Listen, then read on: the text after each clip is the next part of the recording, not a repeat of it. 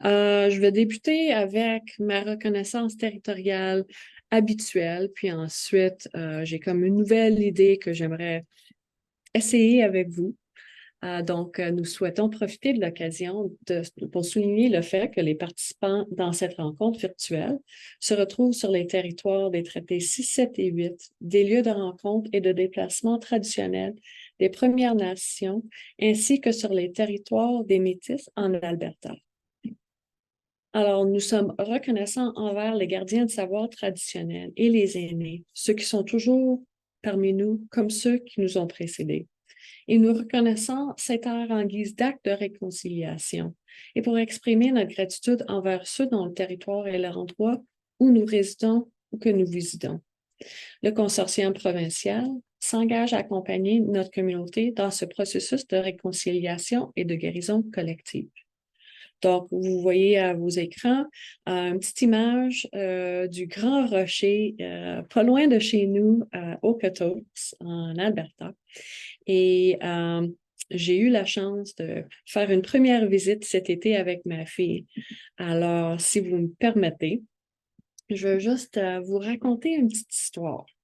Alors, ce Grand Rocher a eu ce nom donné par les peuples autochtones pieds noirs ou Blackfoot. Et ça vient de leur mot pour rocher, c'est-à-dire Okoto.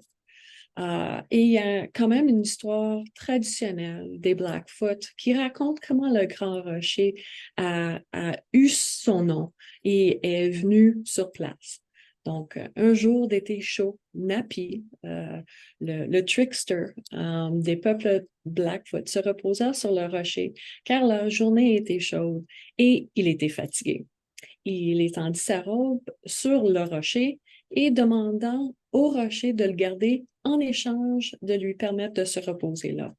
Soudain, le temps changea, le vent siffla et la pluie tomba. Et Napi commença à avoir froid. Napi demanda au rocher de lui rendre sa robe, mais le rocher refusa. Napi se fâcha et décida simplement de reprendre ses vêtements. Alors qu'il s'éloignait tranquillement, il entendit un bruit fort et, en se retournant, il vit que le rocher roulait derrière lui. Napi courut pour sauver sa vie. Le cerf, le pisson et l'antilope étaient les amis de Napi et ils essayèrent d'arrêter le rocher en courant devant lui. Mais le rocher les écrasa. La dernière chance de Napi fut de faire appel aux chauves-souris pour obtenir de l'aide. Et heureusement, elles réussirent mieux que leurs voisins, le bison, le cerf et l'antilope. Et en plongeant sur le rocher et en entrant en collision avec lui, l'une d'entre elles finit par frapper le rocher juste comme il le fallait, le faisant se briser en deux morceaux. Donc, voici ce conte que j'aime tellement. On peut le trouver à, à plusieurs niveaux de lecture, surtout en anglais. Je ne l'ai pas encore trouvé en français, mais j'ai fait une petite traduction libre aujourd'hui. Et c'est vraiment une histoire qui fait penser à il ne faut vraiment pas reprendre ce qu'on a donné. Donc, voici le petit message derrière l'histoire. C'est ma reconnaissance territoriale de la journée.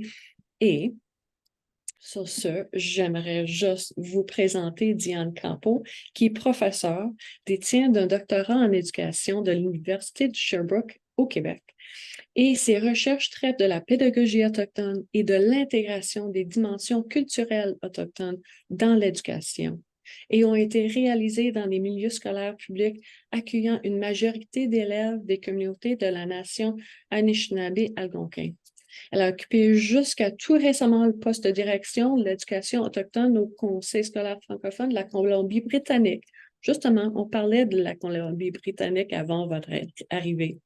Et elle possède une expérience de, 45 ans en éducation, donc 40 en salle de classe auprès des diverses clientèles, dont le secteur de l'enseignement professionnel, de l'éducation des adultes, de même que de l'éducation au secondaire, au primaire et au collégial. beaucoup d'expérience ici. Alors, elle intervient actuellement dans l'intégration des perspectives autochtones en éducation à la petite enfance. Elle a contribué et contribue encore à divers projets au regard de l'éducation autochtone au Québec, en Ontario, en Alberta, en Colombie-Britannique. Puis je sais que vous aurez plein de questions pour Diane. Donc, n'hésitez pas de prendre note de vos petites questions, puis à la fin, elle va pouvoir répondre. On va aussi faire un petit tour de ressources que nous avons ici en Alberta. Donc, sur ce, je vous présente Diane Campo. Merci infiniment. Merci infiniment. Bon, je vais raccourcir ma bio pour que ça va être plus facile la prochaine fois. La prochaine fois. La prochaine fois. Alors, sans plus tarder, je vais partager l'écran parce que je sais que votre temps est précieux en cette rentrée scolaire. Là. Alors, juste un instant, je vais devoir cacher vos beaux visages pour le moment pour me mettre plein écran. Donc, je ne pourrai pas voir vos interventions. Si vous avez des questions en chemin, peut-être les garder pour la fin. Si jamais ça nuit vraiment à votre compréhension, mais peut-être que je demanderai à Barbara ou à Alexandra de m'interrompre pour pouvoir répondre à la question. Donc, ce qu'on fait aujourd'hui, on fait la pédagogie autochtone et l'intégration des perspectives autochtones du curriculum de l'Alberta. Et si vous voulez me rejoindre, vous communiquez avec moi à l'Université de l'Alberta à l'adresse courriel que vous voyez à l'écran. Donc, moi aussi, j'ai une reconnaissance du territoire. Donc, dans un esprit de réconciliation, on reconnaît que les institutions scolaires situées sur les territoires d'Alberta agissent sur les terres de la Confédération des Pieds Noirs, des Stoney Nagoda, des Tsuut'ina, des Cris, des Sioux Stoney Nagoda, des Saulteaux, des Ojibwe, des Sioux Nakota et des Dene. Nous reconnaissons que également la présence sur ces terres des membres de la Grande Nation métisse. Et moi-même, je reconnais les terres sur lesquelles je suis située, qui sont sur les terres de la Grande Nation Lekwungen, les nations Songhees et Esquimalt, sur l'île de Vancouver, à Victoria, où j'habite. Et voici les mots qui viennent avant tous les autres. La terre dessine l'homme, le contraire est une illusion. Donc, qu'est-ce qu'on va faire ensemble? On va se familiariser avec la pédagogie autochtone et les perspectives autochtones qui sont inscrites au curriculum de l'Alberta. On va explorer des pistes qui permettent d'intégrer les dimensions culturelles autochtones dans des activités d'apprentissage et on va s'inspirer d'exemples qui favorisent l'interdisciplinarité, en utilisant le récit. Donc, on a tous et toutes, quand on travaille en Alberta, particulièrement des obligations légales par rapport à l'intégration des savoirs et perspectives autochtones et les connaissances de base que l'on doit avoir. Donc, la compétence professionnelle numéro 5 des enseignants de l'Alberta dit la chose suivante, appliquer des connaissances de base au sujet des Premières Nations, des métiers et des Inuits. Et d'ailleurs, l'Université d'Alberta, Campus Saint-Jean, à la faculté d'éducation, nous avons une compétence, la compétence 10 pour former les futurs enseignants et ça demande, cette compétence-là, de comprendre les répercussions historiques, sociales, économiques des Premières Nations, d'utiliser les programmes d'études pour offrir à tous les élèves de développer cette connaissance-là au regard des Premières Nations, Inuits et métiers, d'appuyer les expériences d'apprentissage en utilisant des ressources qui vont démontrer la force et la diversité de ces Premières Nations métiers inuits et aussi d'appuyer le rendement des élèves autochtones de manière adaptée. Donc, ce qu'on présente aujourd'hui, ça s'adresse pas aux élèves autochtones, ça s'adresse à tous les élèves avec lesquels on a à intervenir dans le cadre de notre travail. Donc, on a des obligations légales en raison des curriculums scolaires, mais on a aussi et surtout des obligations morales en raison des appels à l'action de la Commission Vérité et Réconciliation qui, dès 2015, à la publication de leur rapport, ont présenté 94 appels à l'action, dont plusieurs sont reliés au monde de l'éducation, entre autres le numéro 16 qui demande aux établissements d'enseignement postsecondaire de créer des programmes et des diplômes collégiaux universitaires en langue autochtone. Ça demande l'élaboration des programmes d'études adaptés à la culture des peuples autochtones. Donc, vous voyez la raison pour laquelle les programmes doivent intégrer les perspectives et savoirs autochtones. On demande que le programme pour les élèves de la maternelle à la 12e année porte sur les pensionnats, les traités mais aussi les contributions passées, mais aussi contemporaines des peuples autochtones.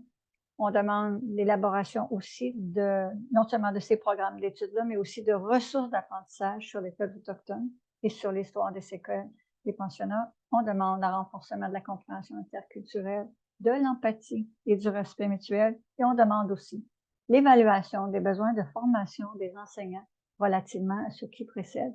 Et donc, dans les universités présentement, c'est le cas de l'Université de l'Alberta, on fait dans la formation des enseignants et enseignantes, on a un cours qui s'appelle Éducation autochtone en engagement professionnel et personnel, qui est un cours obligatoire, mais ce qu'il faut faire aussi, et c'est ce qu'on fait avec vous cet après-midi, c'est aussi de faire une formation des enseignants qui sont actuellement en fonction.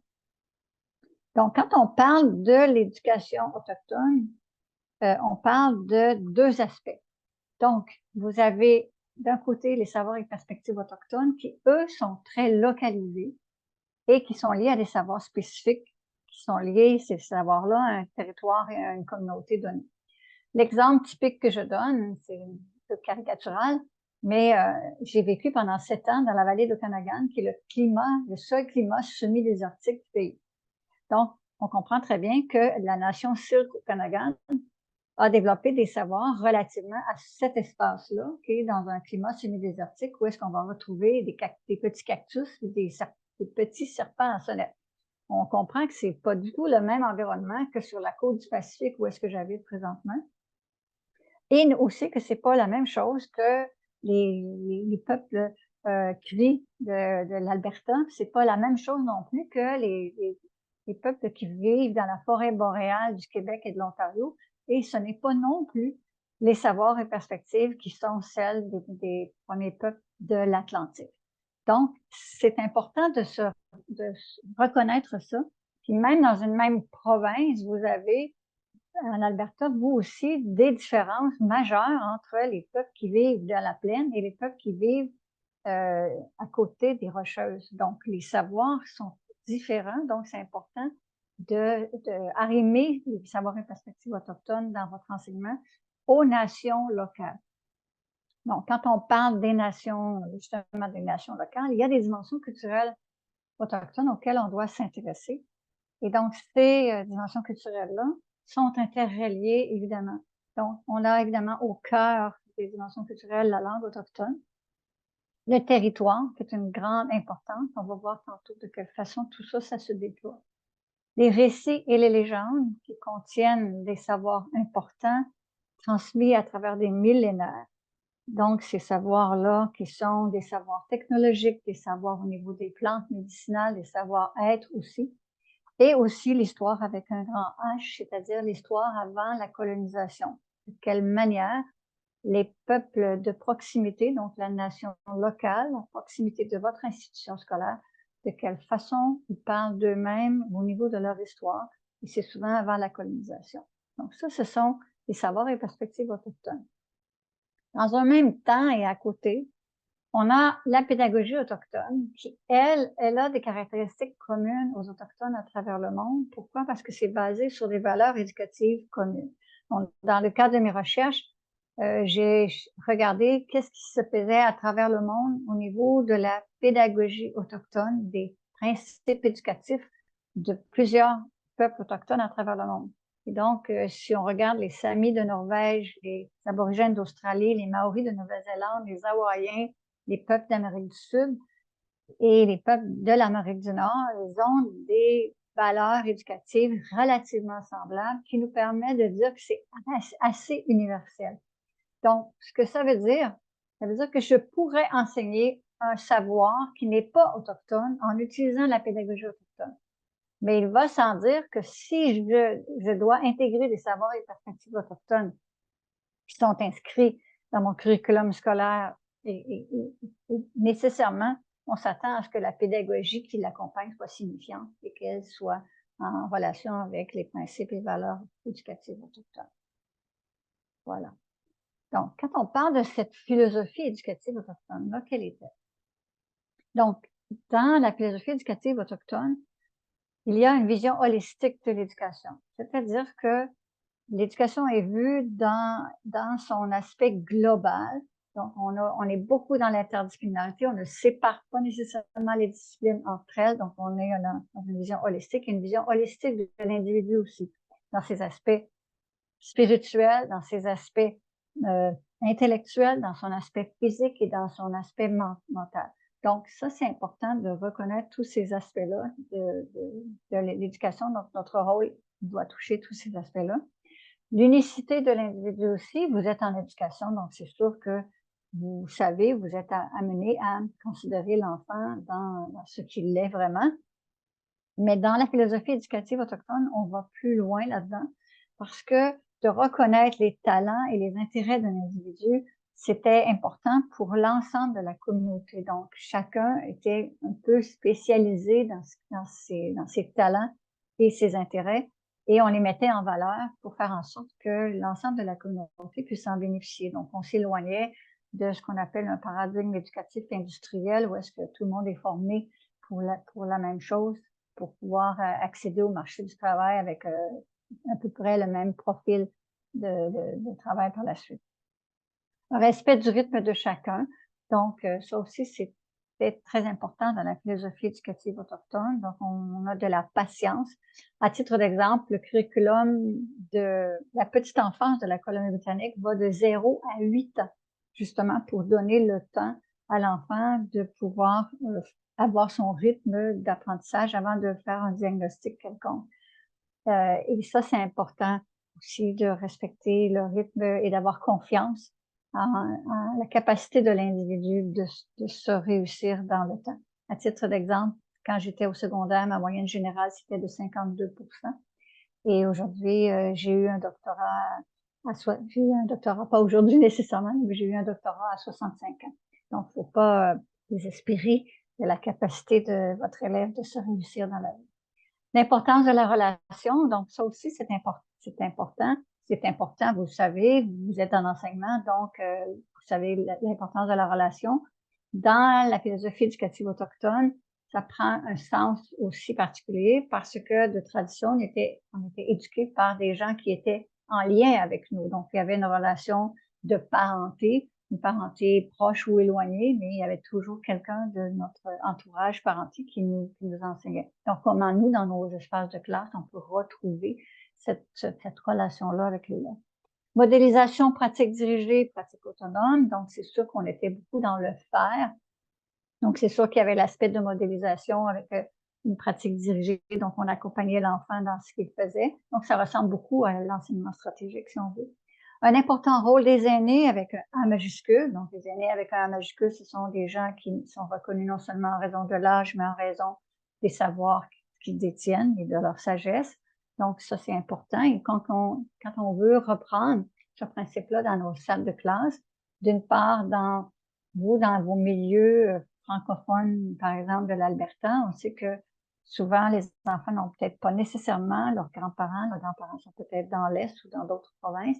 Alors, vous pouvez faire appel à des aînés, même si ce ne sont pas des aînés autochtones, et aussi reprendre ce principe-là du rôle des plus vieux en faisant intervenir avec les plus jeunes des élèves plus âgés pour qu'ils puissent donner du support aux plus petits. Un apprentissage expérientiel, donc on est beaucoup dans l'expérience, on est beaucoup dans le faire. On va s'en reparler tantôt. Une pédagogie du lieu place-based qui est basée sur le lieu sur lequel nous sommes situés et que nous habitons. Et qu'il n'y a pas de système d'émulation. Si on va revenir aussi tantôt, pas de système d'émulation. Donc, dans la philosophie éducative autochtone, il n'y a pas de punition-récompense. Donc, on applique beaucoup dans ces situations problématiques, on va appliquer le système de justice réparatrice. Et si vous doutez qu'une classe ne puisse pas fonctionner sans système d'émulation, je n'ai jamais en 40 ans utilisé de système d'émulation dans mes salles de classe. Donc, il y a des principes au niveau de la pédagogie autochtone. Donc, une approche inductive et expérientielle. Donc, qu'est-ce que ça veut dire inductive? C'est le contraire de déductif. Ça veut dire que dans l'approche déductive, on va faire la théorie d'abord, on va placer le vocabulaire, puis ensuite, on va vivre un projet ou une expérience. En pédagogie autochtone, on fait l'inverse, on est en induction, c'est-à-dire qu'on va vivre l'expérience d'abord avec un minimum d'instructions données et on va construire la théorie en cours de route. Donc, on est vraiment dans l'expérience et on construit à mesure que l'on vit l'expérience. Le réel est privilégié, donc on va étudier le plus possible la réalité du monde. Donc, on va faire en sorte qu'on va, si on parle d'une fleur, par exemple, on va en amener une pour de vrai. On va éviter de fonctionner toujours avec les images de livres. Donc, on va essayer d'éviter d'être dans le virtuel. Donc, on va essayer d'avoir le plus possible des objets avec nous. On va le répéter ça très souvent, on est dans une approche inter- et transdisciplinaire, donc beaucoup dans l'interdisciplinarité. Les savoirs sont intellectualisés pour soi, donc on va expliquer tantôt qu'est-ce que ça veut dire. Donc, c'est l'enfant qui construit, on est dans le constructivisme. Une gestion de classe sans système d'émulation, on se répète, et encore une fois, un rôle important des études. Est-ce qu'il y a des auteurs qui ont travaillé là-dessus? Oui, tout à fait. Des auteurs autochtones, beaucoup d'auteurs autochtones qui ont travaillé là-dessus. En fait, mon seul mérite, c'est d'avoir mis en lumière les travaux de ces auteurs-là qui sont majoritairement anglophones et d'avoir fait en sorte que le monde francophone puisse y avoir accès. Donc, il y a pour Spearman et Towson Cross et Nakata qui sont des Australiens, Marie-Baptiste, qui est une sommité à travers le monde au niveau de la pédagogie autochtone. Et elle est Mima de la Nouvelle-Écosse. Elle a travaillé presque toute sa carrière à l'Université de Saskatchewan. Elle est retournée présentement elle est conseillère spéciale à l'Université de Cape Breton. Baptiste et Youngblood Anderson. Kayete est un Tewa du Nouveau-Mexique qui a écrit dès 1994 Comment on enseignait les sciences dans une perspective autochtone. Cavalier et Letta Bear qui sont des Canadiens. Il y en a plusieurs autres, Toulouse, etc., qu'on peut citer. Il y a plusieurs, à la dernière diapositive, vous aurez une série d'auteurs auxquels vous pouvez faire référence. Depuis 1990, donc on le voit dans les dates ici, il y a plusieurs auteurs, évidemment, autochtones qui ont émergé pour cette pédagogie-là, mais ils sont peu connus du monde francophone, selon une étude de l'évêque au Québec. Donc, ce que ça veut dire, c'est que, justement, comme ils sont pas connus au Québec, ils sont pas connus du monde francophone. Est-ce qu'il y a des liens avec les théories occidentales de l'éducation quand on parle de la pédagogie autochtone? La réponse est oui. Donc, il y a une valorisation du groupe et de la communauté pour les apprentissages et pour l'évaluation. Donc, on a un lien assez étroit avec le courant socio-constructiviste. On a aussi un lien avec le courant humaniste en éducation à cause de l'aspect spirituel qui est souvent présent dans la pédagogie autochtone. Il y a un lien avec le courant critique et citoyen parce qu'il y a un aspect social et environnemental. Nécessairement, on travaille pour la communauté, donc la communauté comprend aussi le milieu naturel qu'on doit préserver. Et il y a un lien avec la pédagogie du lieu, c'est un lien très étroit avec la pédagogie du lieu, donc ça se fait sur un espace qui est proche de nous, ça se fait sur un espace qui est que l'on connaît. Et ça ne veut pas dire qu'on doit toujours être en grande nature pour pouvoir travailler avec la pédagogie autochtone. Donc, dans la pédagogie autochtone, on a une relation différente dans la triade agent, sujet, objet. Là, je vais faire un peu une caricature pour illustrer davantage la différence, tout en sachant que c'est pas toujours aussi coupé au couteau. Donc, dans la pédagogie occidentale traditionnelle, on a l'objet d'apprentissage qui est un peu théorisé et divulgué dans un certain sens par l'agent qui est l'enseignant et qui est redirigé vers le sujet qui est l'élève. Dans la pédagogie autochtone, on met le sujet, qui est l'élève, en directe interaction avec l'objet d'apprentissage. Le rôle de l'agent, lui, c'est d'accompagner cette relation-là. Donc, notre rôle est souvent de mettre en place la situation d'apprentissage qui va faire en sorte que l'élève va être en directe communication avec la chose dont tu dois faire un apprentissage. On va dans les exemples tantôt, ça va être plus facile. Donc, quand on dit l'objet est l'agent, qu'est-ce que ça veut dire? Donc, ici, ça veut dire que le territoire, l'espace, la réalité du monde, c'est ça qui devient le maître de l'enseignement. Et le milieu devient l'école et la salle de classe, donc on est souvent dehors. Et l'enseignant devient un guide. C'est donc une posture qui requiert de l'humilité de la part de l'enseignant parce qu'il y a des éléments incontrôlables. Donc ici, ce que je vous présente, c'était pas l'objet d'une recherche de maîtrise ou de doctorat que j'ai faite. C'était un projet que j'ai réalisé avec des écoles au Québec à Montréal, en fait, où je travaillais comme conseillère pédagogique. Et ça, c'est une école dont la cour d'école, ça, c'est la cour d'école, la clôture de l'école finit dans le lac Saint-Louis, qui est un élargissement du fleuve Saint-Laurent. Et les élèves n'y étaient jamais allés. On avait à peine besoin d'une permission pour s'y rendre, là, parce qu'on était juste à côté. Et donc, là, on a amené les élèves, on a fait plusieurs activités avec les éléments qu'il y avait autour de l'école. Et donc, là, par exemple, on a fait des échantillons d'invertébrés, entre autres pour cette activité-là, on voit les enfants, on a fait des échantillons d'invertébrés. Et j'ai un élève qui m'a dit, Madame, est-ce que les échantillons que l'on cueille des invertébrés, est-ce qu'ils vont être les mêmes, ici il y avait le mur de ciment, est-ce qu'ils vont être les mêmes là-bas ou est-ce qu'il n'y a pas de mur de ciment? Ou est-ce qu'on est plus en milieu naturel? J'ai dit, ben, je le sais pas, on va y aller. Donc, on peut y aller sans danger parce que ça a l'air d'être coupé, là, mais c'était très doux comme sentier pour s'y rendre. Donc, on a récolté, on a marqué les échantillons de façon différente pour s'assurer qu'on pouvait les reconnaître. On est allé faire des observations dans la classe.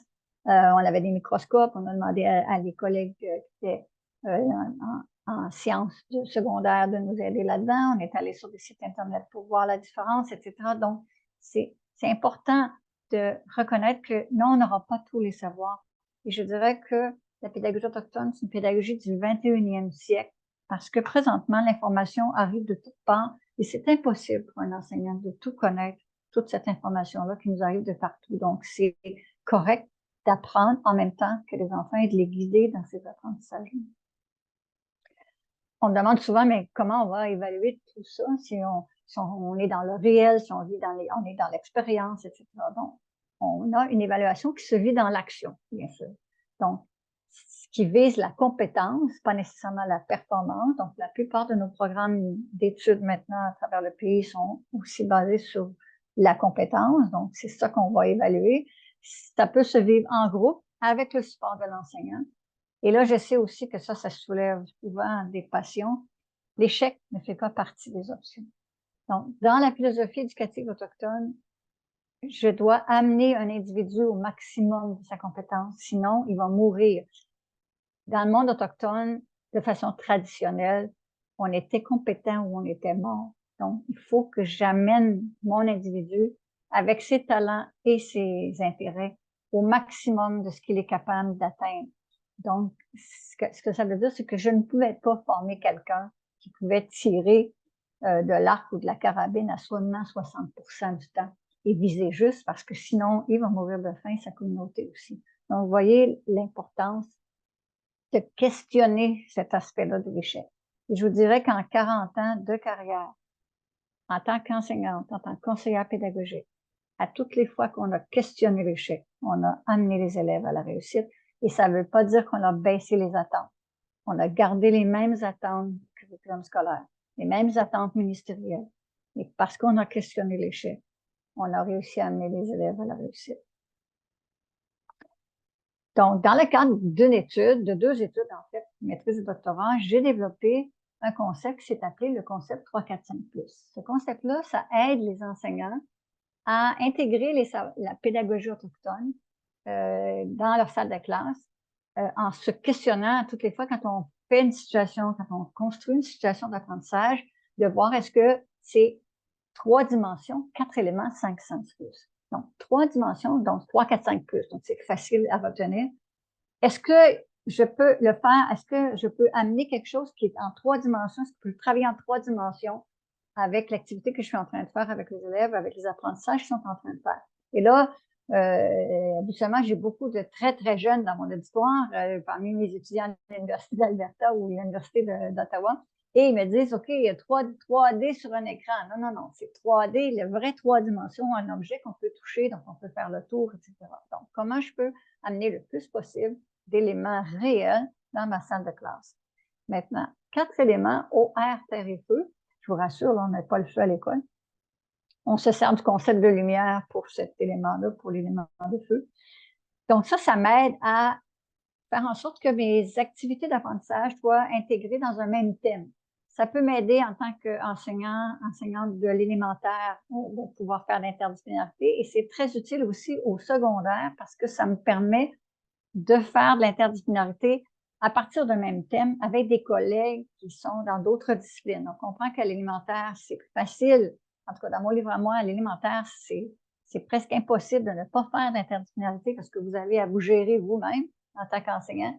Mais au secondaire, on comprend qu'il y a des défis parce que vous devez composer avec l'autre collègue, la discipline qu'il enseigne, où est-ce qu'il en est rendu dans son curriculum et son horaire.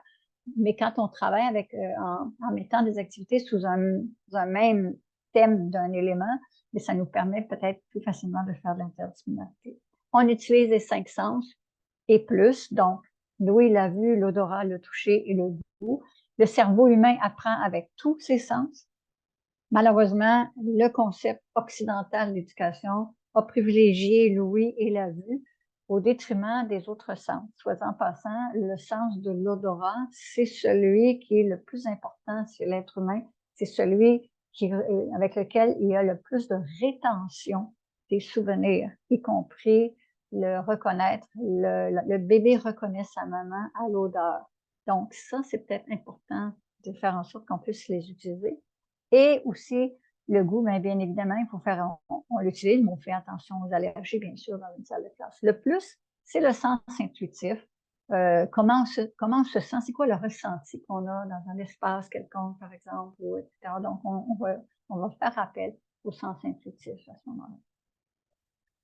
Donc, si je prends l'exemple du programme de l'Alberta, je vais prendre le programme de sciences parce que je fais référence à d'autres éléments de d'autres disciplines dans la présentation.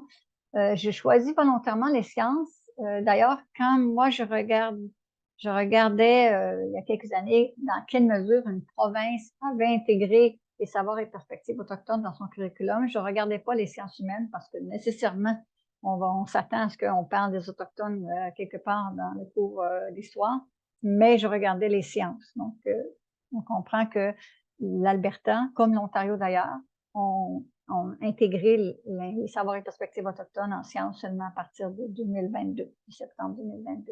Donc, qu'est-ce que ça nous dit dans le programme de sciences de l'Alberta?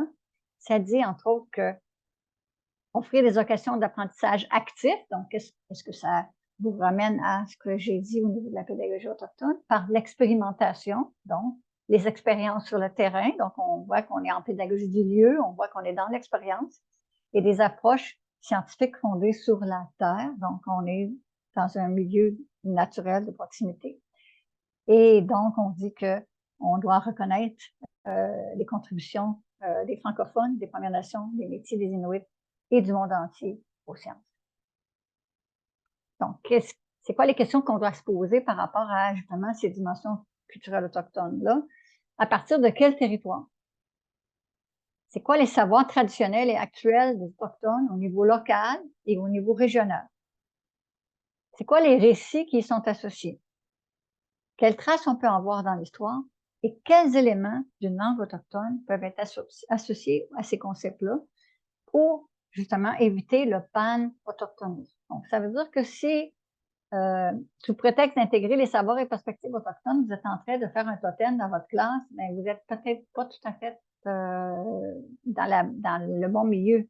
Vous êtes en train de faire peut-être du pan-autochtonisme, à moins que vous travaillez sur la géographie et différentes provinces et différents peuples sur une grande carte et que là, vous placez les totems sur la côte ouest, et etc. Je fais exactement le même commentaire avec mes collègues de la Colombie-Britannique quand ils font un tipi pour montrer quand on est sur la côte du Pacifique, parce qu'on n'a pas de tipi sur la côte du Pacifique. Donc, je leur dis, si tu veux faire un tipi dans ta classe, il va falloir que tu le remettes sur le bon espace, sur la carte de l'Alberta, de la Saskatchewan, du Manitoba. Donc, comment on intègre le territoire? Alors, un exemple du nouveau curriculum de sciences, encore une fois, on dit les connaissances, les pratiques des Métis sont clairement et respectueusement incluses et les relations des Premières Nations, des Métis et des Inuits avec la terre et les connaissances intergénérationnelles des paysages. Donc, ça, c'est un exemple de la 3e année. Donc, les relations qu'ils ont avec la terre et les connaissances intergénérationnelles des paysages. Alors, je vous fais un petit quiz et là, je vais demander à Barbara ou à Alexandra de me faire la gardienne la gardienne du temps. Alors, vous avez quelques minutes pour me déterminer quels sont ces symboles. Est-ce que vous les connaissez, ces symboles-là? Et vous levez votre main quand vous les avez identifiés. Alors, je vais demander soit à Barbara ou à Alexandra de signifier c'est moi qui vais faire la gardienne du temps, là, puis je vais regarder. Vous me dites seulement quand les gens ont terminé puis ont levé leur main. Alors, j'ai une personne qui a levé sa main. OK.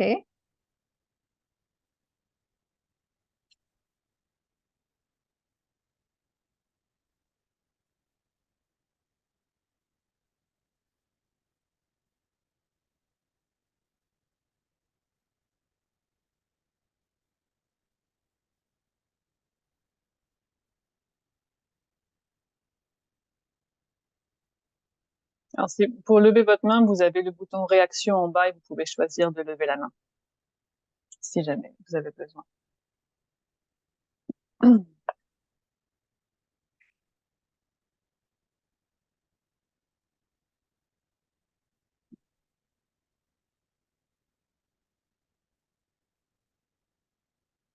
Est-ce qu'il y en a qui ont levé leur main? Alors, j'ai juste Magda qui avait levé sa main. OK, juste une main. OK. Mhm. Maintenant, donc on a eu une main qui s'est levée en 15 secondes. En Mhm. moins de 15 secondes. D'accord. Maintenant, celle-ci.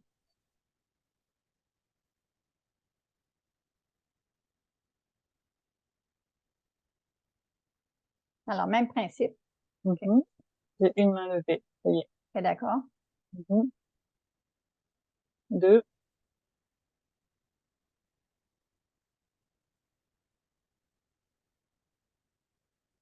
Ouais, je pense que Heather n'a pas de caméra, donc ça marche pas, mais oui, je pense que tout le monde a OK, reconnu. d'accord. Alors, je vais vous demander, ceux qui ont levé leur main, je vais vous demander de les identifier pour moi. Donc, je vais choisir quelqu'un au hasard, là, Barbara ou Barbara qui choisissez quelqu'un au hasard qui a levé sa main pour nous nommer ce que c'est. Je pense que c'est M. Desjarlais. Je connais pas ton nom, ben désolée.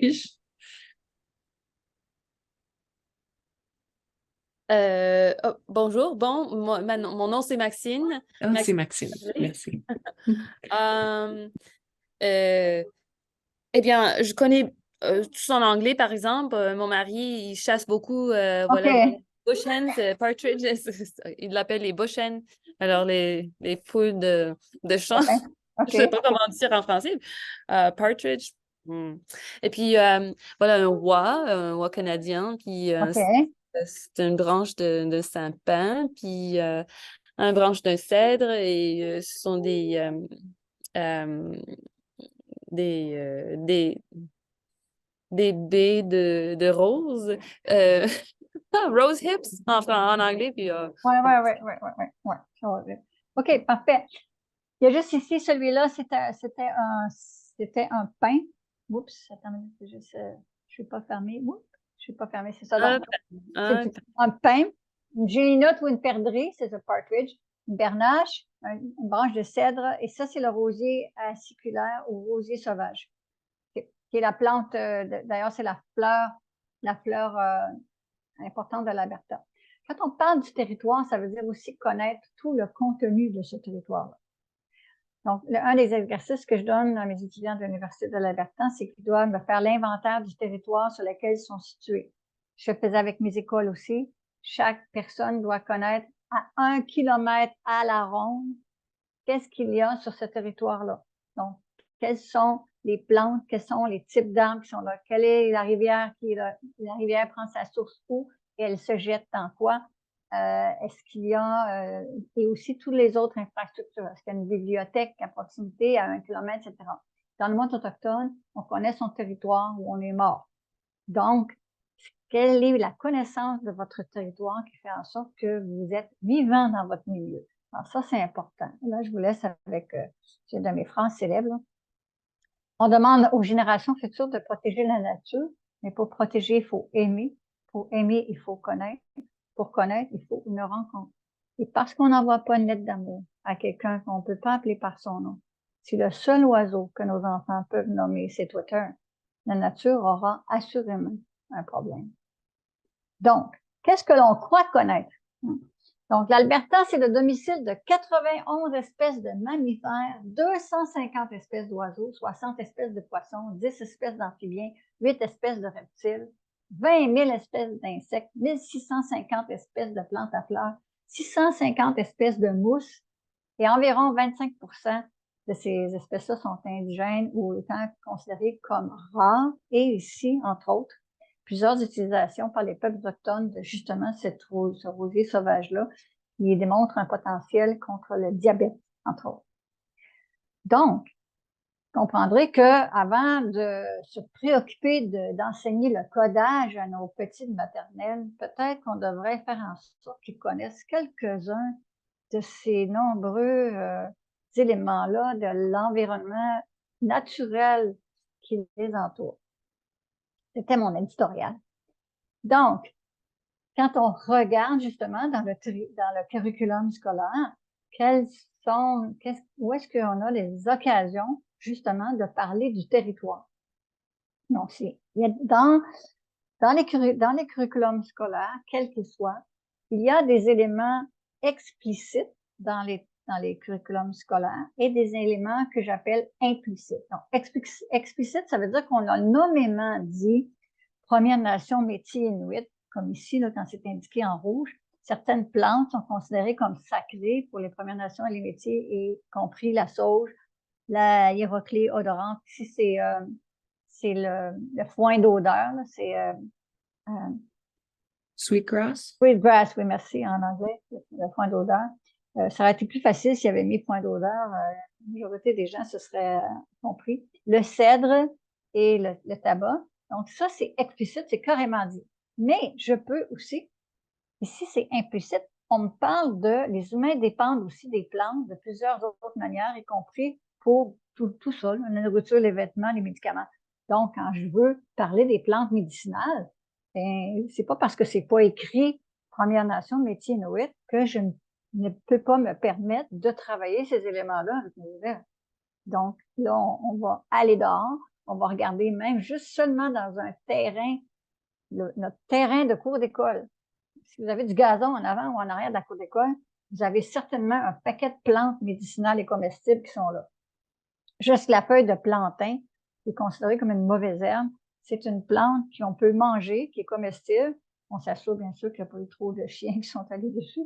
Mais on peut manger cette plante-là et elle peut servir aussi contre les piqûres d'insectes. Il y a énormément de plantes autour de vous. Donc, il s'agit il y a une application qui s'appelle Seek de eNaturalist. Vous pourrez l'envoyer par courriel.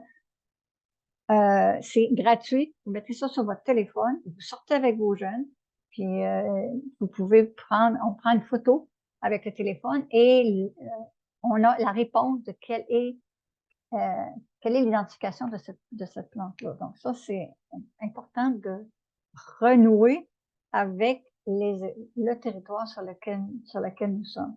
Donc, ici, je vais aussi en troisième année, c'est le programme de troisième. Ici, c'est le programme de sixième. Ici, il y a le programme de troisième année.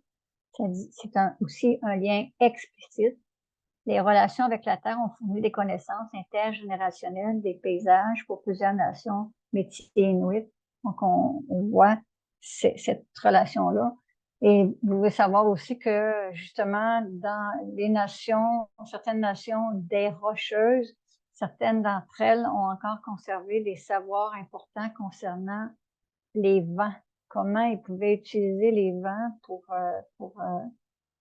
soit alimenter des feux de contention, pour gérer des feux de forêt, etc. Donc, on les intègre dans notre planification. Ici, c'est un exemple d'un canevas de planification de l'Université de l'Alberta, et c'est important pour vous autres, si vous en avez quelconque canevas de planification que vous avez.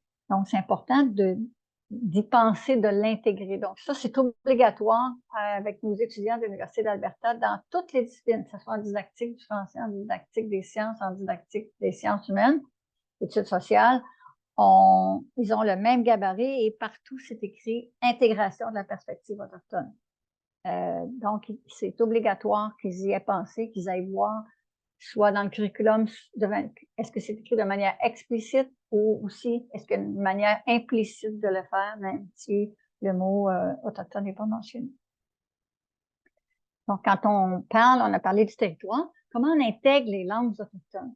Donc, il y a plusieurs occasions d'intégrer les langues autochtones dans ce qu'on est en train de faire. Donc, ici, c'est un exemple, le travois. Il y avait des noms dans différentes langues autochtones. Par exemple, ici, on donne l'exemple de l'Ojibwe. Je vais éviter de le prononcer pour pas faire trop d'erreurs. Mais ici, c'est ici aussi au niveau des Sioux Lakota. Et ça aussi, je le mettrai, je l'enverrai.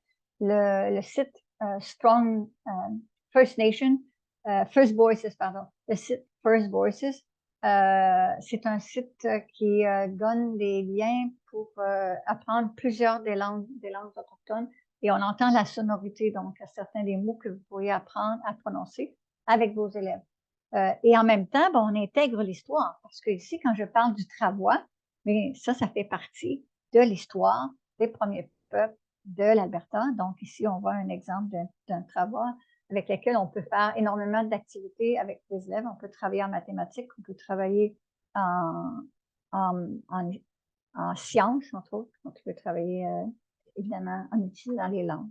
Puis ici, on a juste à se promener sur la carte de l'Alberta, puis on va voir énormément de noms en langue autochtone de plusieurs sites naturels. Donc, à ce moment-là, on peut regarder avec les élèves quelle est la signification de ce mot-là. Et comme exemple ici, le lac Minnewanka, qui s'appelait le lac des esprits dans la langue Stoney Nakoda.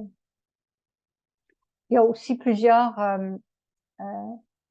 livres qui existent, où on peut avoir accès aux langues autochtones.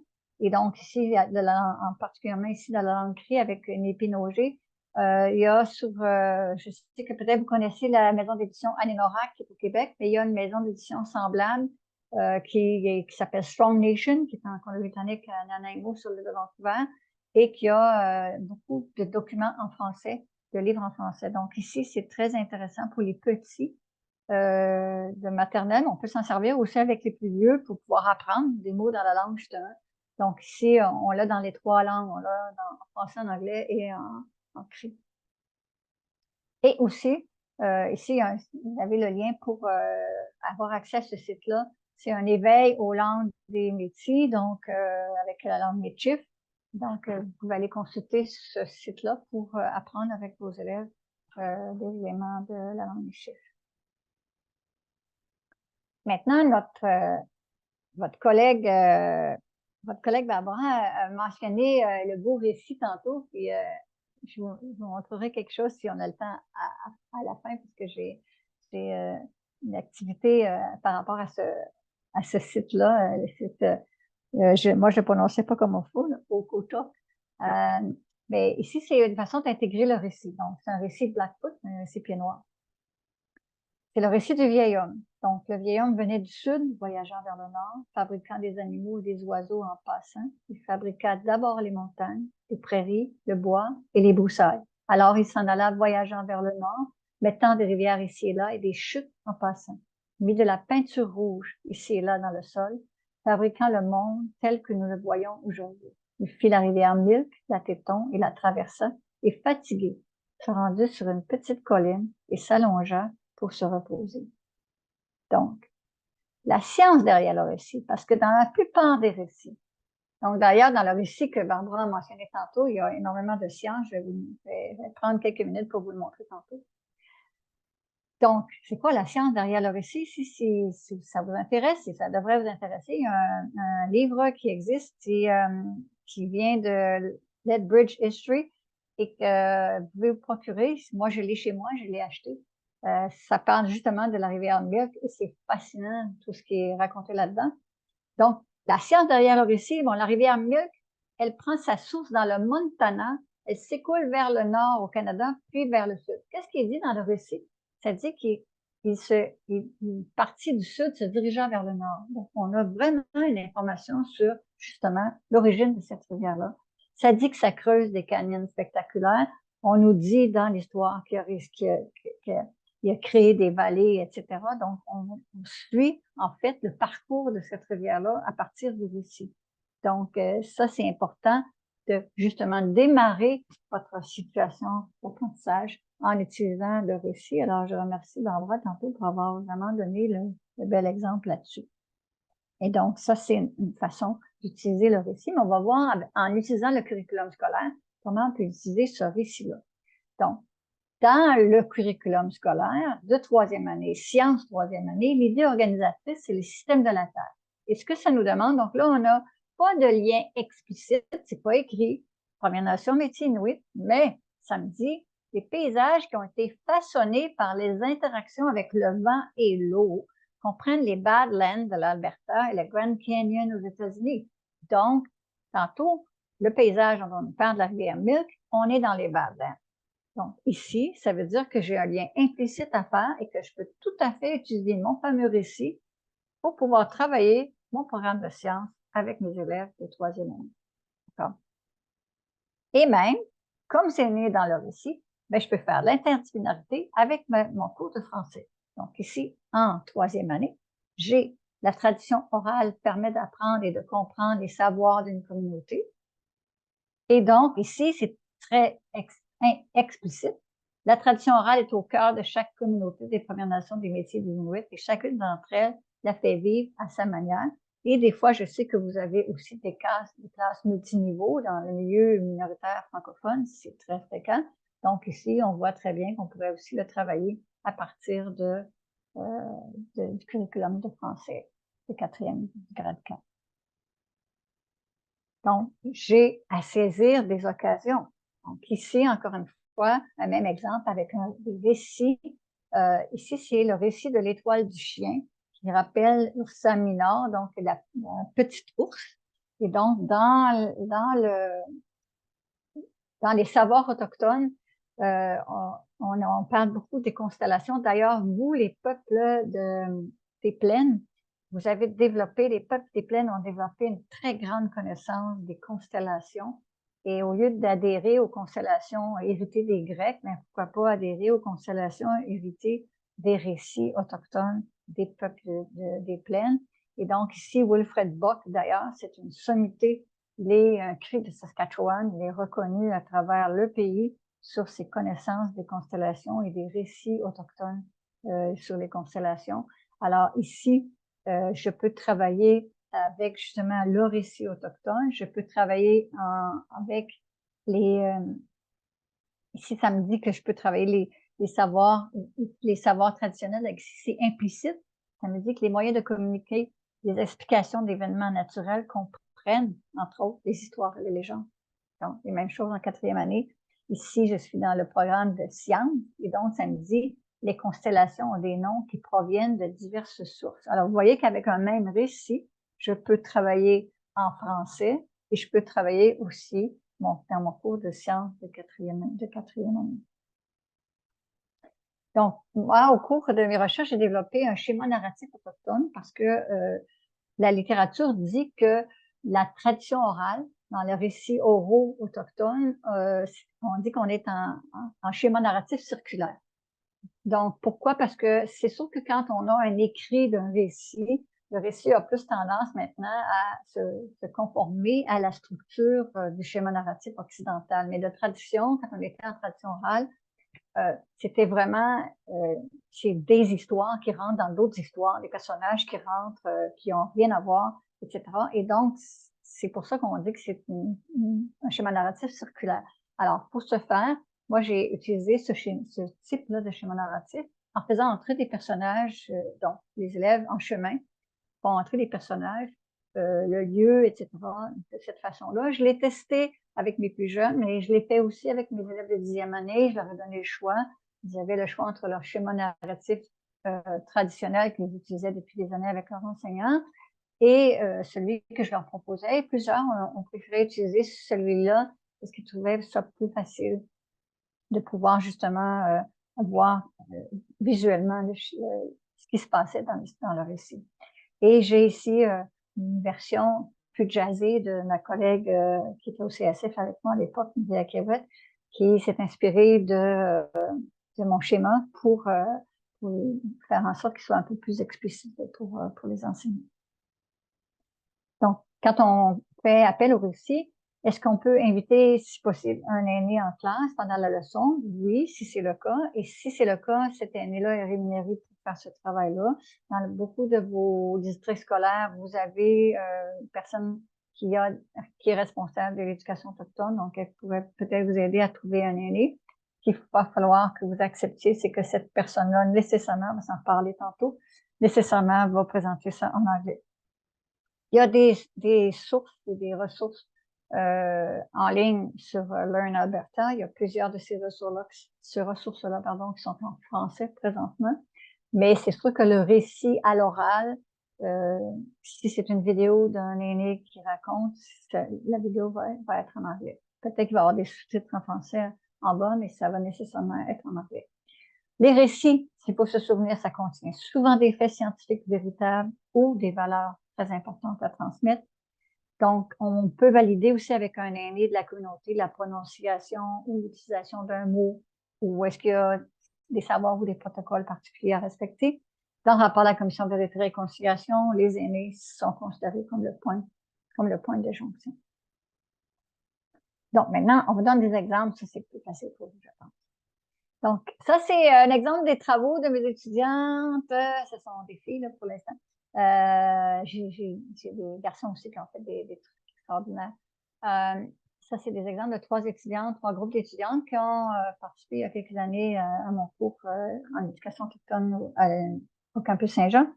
Donc, ici, c'est faire de la bannique pour apprendre des fractions. Donc, on se rappelle que dans la pédagogie autochtone, on est dans la réalité, on manipule des objets réels, on fait des choses pour de vrai. Donc, ici, ils ont fait de la bannique. Donc, on a lié ça à différentes recettes de bannique, parce que ce qu'il faut savoir, c'est que plusieurs premiers peuples à travers le Canada ont des recettes différentes. Donc, j'ai des Métis qui ont des recettes de bannique, des Cris qui ont des recettes de bannique qui sont différentes, des Anishinaabe algonquins, des Ontario et du Québec. Donc, c'est intéressant de pouvoir voir différentes recettes puis de voir qu'est-ce qu'ils demandent dedans. Donc, on a travaillé des fractions.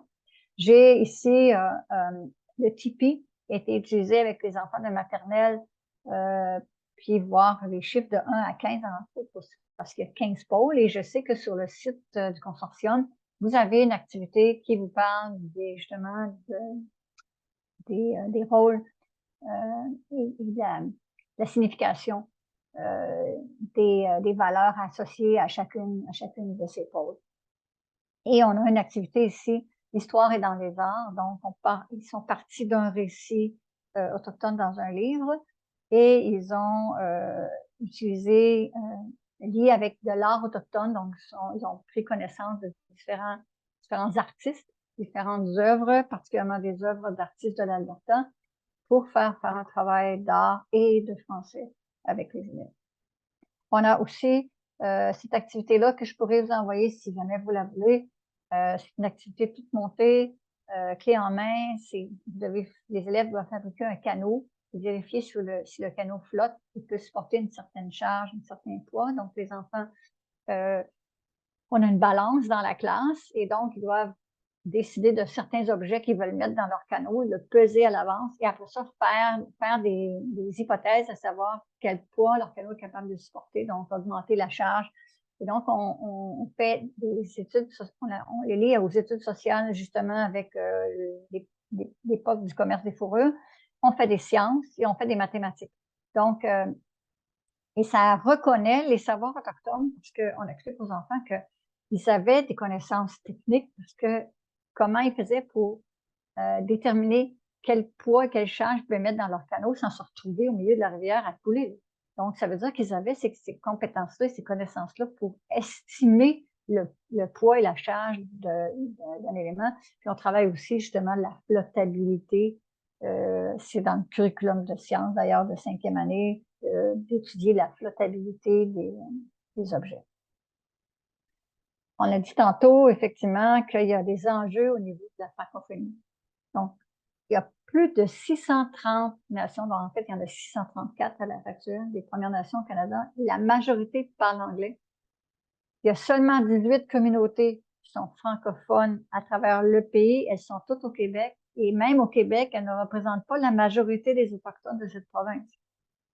Il y a quand même certaines populations métis des prairies qui seraient susceptibles de parler français, je vous dirais de moins en moins. Leur langue officielle est maintenant l'anglais dans la majorité des cas.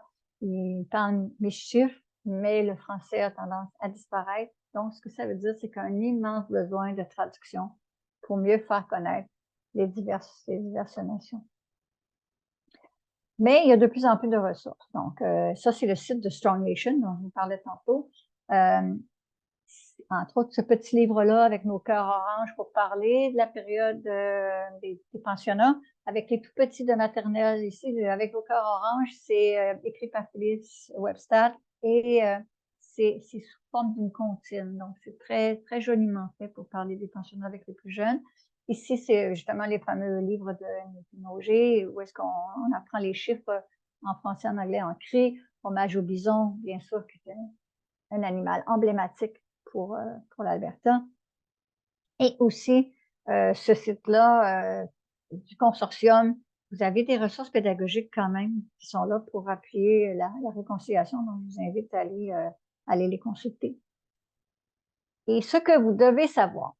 Donc, ce que vous devez savoir, c'est quoi le lien d'appartenance à une grande nation ou à une grande famille de la nation à proximité de votre école? Quelle est la langue de cette nation locale-là? Puis, est-ce qu'ils parlent un dialecte? Est-ce que leur dialecte est différent ou semblable à ceux des autres communautés? C'est quoi les caractéristiques du territoire? On a vu tantôt tous les éléments du territoire que vous devriez connaître. Les activités traditionnelles pratiquées, est-ce qu'il y en a qui sont encore pratiquées? Est-ce qu'il y a de la chasse, de la pêche? Est-ce qu'il y a des powwows, est-ce qu'il y a des rassemblements? Ils ont lieu quand, ces rassemblements-là? Est-ce qu'il y a des formes d'artisanat qui sont encore pratiquées? Et quels sont les savoirs ancestraux, les savoirs techniques, les savoirs des plantes médicinales? C'est quoi les priorités de la communauté? Donc là, ici, on est dans le contemporain. Donc, pour avoir cette information-là, on va aller voir sur le site du conseil de bande ou du conseil tribal. Ils ont tous un site Internet. Et donc, vous allez sur ces sites-là, vous allez apprendre beaucoup sur c'est quoi leurs préoccupations au niveau environnement, au niveau économie, au niveau de l'éducation. Donc, ça, c'est des sites importants pour vous d'aller consulter. Quels sont les protocoles, par exemple? Est-ce qu'on offre pas du tabac? Est-ce qu'il y a une étiquette lors d'un décès? Si on a invité un aîné, par exemple, puis il y a un décès dans la communauté, bien, il faut comprendre que cette personne ne se présentera pas parce que c'est important de respecter les funérailles, le décès, et des fois, ça peut durer plus longtemps. Et on s'informe des nouvelles qui les concernent dans les médias, donc Espace autochtone de Radio-Canada, entre autres, et aussi dans les médias anglophones, parce qu'il est nécessaire, ils vont parler des nations locales, ils vont parler des nations de l'Alberta, évidemment, ils vont en parler peut-être en anglais, il est possible qu'ils en parlent en français avec Radio-Canada, que vous avez chez vous en Alberta, donc ça, c'est important de se renseigner. Pour les directions d'école, qu'est-ce qu'une direction d'école devrait connaître? Évidemment, le nom de la nation locale et le nom de la grande nation, le nom de la langue locale, l'histoire de la nation locale et l'histoire de la ville. Pouvoir dire bonjour et merci dans la langue locale, ça c'est vrai pour les directions d'école, mais pour tout le monde. Le nom du chef actuel, parce que particulièrement les directions d'école, ils ont un rôle diplomatique à jouer, un rôle politique à jouer. Ils représentent leur école dans le milieu où ils sont situés, ils sont sur un territoire autochtone. Donc, c'est important qu'ils connaissent le nom du chef. À titre d'exemple, quand il y a eu la découverte des sépultures à Kamloops, les 215 enfants chinois en Colombie-Britannique, mais moi, j'ai exigé de mes directions d'école, de toutes mes écoles, les 47 écoles du Conseil scolaire francophone, qu'ils adressent une lettre personnalisée de condoléances à chacun des chefs des nations. Et il y en a, nos 47 écoles sont situées sur les territoires d'au moins 51, 52 nations. Donc, si on a dû apprendre ça le lendemain matin que je leur ai demandé, c'est dommage pour eux. C'est quelque chose qu'ils devraient connaître tout le temps. Le nom et les coordonnées des responsables de l'éducation au sein de la nation ou des nations de proximité. Donc, encore une fois, quand on va sur le site de la nation ou du conseil de bande, il y a une section éducation et on voit le nom des responsables de l'éducation. Donc, ça, c'est important aussi si on veut créer des partenariats pour des projets. Donc, c'est important qu'on puisse le faire. Le centre d'interprétation ou un centre culturel ou un musée local. Est-ce qu'il y a un centre d'interprétation autochtone? Est-ce qu'il y a un centre culturel autochtone? Est-ce qu'il y a un musée avec des artefacts autochtones? Et est-ce qu'il y a un centre d'admission autochtone de la ville? Donc, la plupart des grandes villes, à Calgary, il y a un Friendship Center, il y en a un à Edmonton, il y en a partout. Donc, ça, c'est important aussi de les connaître. Ça peut être des occasions, justement, de faire du bénévolat à nos élèves plus âgés pour aller donner un coup de main, de toutes sortes de trucs qu'on peut faire, que ce soit pour servir des repas, que ce soit pour donner un coup de main, pour apprendre l'anglais ou apprendre le français ou toutes sortes de choses que nos élèves plus âgés, d'ailleurs, pourraient faire comme bénévolat auprès des centres d'émission autochtones. Donc, dans la pédagogie autochtone pour la réconciliation, on va essayer de repenser nos espaces pour les décoloniser. Quelle place pour la réalité canadienne dans nos classes? Quand j'ai dû illustrer les récits autochtones, les récits Anishinaabe-Algonquins de la création du monde qui ressemblent assez fortement aux récits cris de la création, j'avais besoin d'animaux comme le castor. Soit en passant, c'est l'emblème canadien. Je vous mets au défi de le retrouver dans vos espaces de classe et vos espaces d'école. Est-ce que le bison est présent dans vos espaces de classe? Vous avez beaucoup de récits qui parlent des bisons. Est-ce que j'ai des oies, etc. Donc, j'avais besoin, moi, d'un rat musqué, d'un castor, d'une loutre. Et j'avais aucun de ces animaux-là en peluche ou en marionnette ou en ce qu'on voudra. Et j'ai plus souvent la chance de trouver sur nos espaces de maternelle, dans nos classes de maternelle, des éléphants, des girafes, des rhinocéros. Soit en passant, dans la vallée de Okanagan, où est-ce que j'ai vécu un petit bout de temps, on avait plus souvent des alertes au cougar qu'une alerte à la girafe. Donc, je n'ai rien contre les animaux de ces pays-là, mais sauf qu'il faudrait réapprendre à honorer les animaux qui nous entourent et à les faire connaître à nos enfants. On va revoir sa position de maître. Donc, quelle est notre position d'être un guide et un accompagnateur plutôt que d'un détenteur de tous les savoirs. On va revoir notre relation avec les parents. On va recevoir plutôt que convoquer. Donc, dans la philosophie autochtone, on reçoit. Quand on reçoit, quand on a quelqu'un chez soi, on donne à boire et à manger. Donc, pourquoi pas recevoir nos parents? Même quand on convoque les parents pour quelque chose de moins agréable, pourquoi pas les recevoir avec du thé, du café, puis un peu de biscuit. Ça fait partie il faut tout le temps aussi penser que si vous avez des parents autochtones, leur relation avec l'école, c'est pas une relation positive en partant. Donc, c'est important de pouvoir renouer ces liens-là. Revoir sa relation avec la communauté physique, le milieu naturel, le milieu bâti. Qu'est-ce que vous connaissez des ressources de votre communauté? La communauté humaine, quelles sont les personnes, les organisations qui pourraient vous aider justement dans l'intégration des savoirs et perspectives autochtones?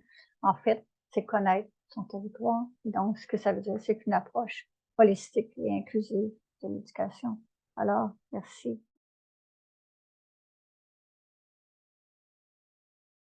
Des endroits qui m'ont fasciné. Parce que Oui. regardez bien, c'est quoi la science derrière le récit, là? Ouais. On se souvient qu'on est dans la plaine, hein, Barbara, vous l'avez vu sur le plan. Donc, il n'y a rien autour. Rien. Il n'y a rien autour. C'est sûr, hein? Bon. Mais regardez bien où est-ce qu'il est parti. C'est un bloc qu'on appelle un bloc glaciaire erratique. Il est parti de Jasper, rien de moins.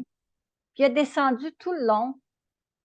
En fait, il a glissé sur une plaque de glace. C'est quand l'hiver, ça dégèle un tout petit peu. Et donc, on sait qu'on va glisser là-dessus, là, hein? Mais le rocher, il a glissé comme ça. On pourrait faire une belle expérience avec nos élèves, là, pour mettre justement un objet quelconque sur un morceau de glace sur lequel on a laissé fondre un peu, puis voir à quelle distance il se déplace. Et donc, ce qui est fascinant, c'est que eux, ils ont un récit qui raconte ça. Comment ils ont fait pour savoir que ce rocher-là partait d'ailleurs? Ça, moi, ça me fascine carrément. De là, le savoir, puis même, c'était tellement important pour eux qu'ils ont créé des pictogrammes à l'ocre rouge pour manifester leur grand respect pour ce rocher-là. Puis on peut voir ce rocher-là en 3D, là, quand on clique là-dessus, je ne sais pas si ça va fonctionner, mais Là, on le voit. Est-ce que vous le voyez? Mhm. Oui, On peut le voir en 3D. On ouais, peut avoir un tour virtuel. Alors, voilà. Hein, on voit qu'il n'y a absolument rien autour. vraiment rien autour. Oui, Ce qui est vraiment fascinant aussi, tu sais, même s'il y a une genre de petite clôture autour, on peut grimper, on peut jouer à l'intérieur, on peut vraiment explorer ouais. la roche. Ouais. Ah, c'est le fun. Mais Ouais. c'est ça, mais ça, là, ça, on va faire une situation Puis-vous sûrement va vous faire une situation d'apprentissage là-dessus, clé en main. Mm. Parce que celui-là, on a le récit, on a tout, là. Mais oui. C'est ça. On va faire quelque chose avec. On peut même se servir de la technologie, donc on va servir de tout ça pour faire une activité pédagogique. Pour ça, on va le lier avec un élément de scripture. Et merci énormément, Diane. Merci aux participantes aujourd'hui. C'était magnifique. Puis j'ai adoré tout ce que j'ai entendu. J'ai pris beaucoup de notes. C'est sûr qu'on va en discuter lors des prochains ateliers.